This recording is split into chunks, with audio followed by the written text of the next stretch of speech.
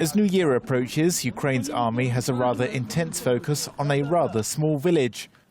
Not far away, across the desolate landscape, combined Russian-separatist forces are in control. This military lookout point is near Kominternovo. Only several dozen people live in the village.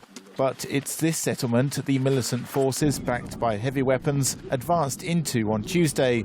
That news sparked concern of a higher risk of attacks on Mariupol, a government-held port city located just 10 kilometers away. Mines, tripwires and improvised explosives were laid at the village entrance this week. That prevented access for observers from Europe's OSCE watchdog monitoring the ceasefire. Fast forward to Thursday, and Ukraine's presidential spokesman for military operations in East Ukraine said that the militant forces were still there and planned to trick the OSCE. He said they're trying to mislead the OSCE observers. The militants are trying to quickly withdraw heavy weapons from Kominternovo to conceal violations of the Minsk agreement.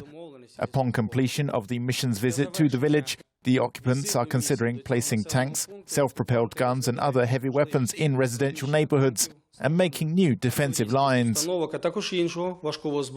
Ukrainian spokesman also said no soldiers had been killed or wounded in the past 24 hours. But despite a broadly holding truce, a high alert on the front line remains.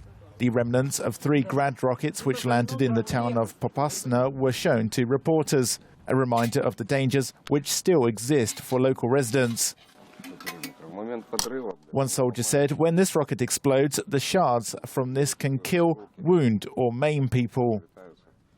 For soldiers facing the prospect of New Year holidays in Ukraine's east, the positive talk of diplomacy does little to alter their skepticism about the ceasefire holding.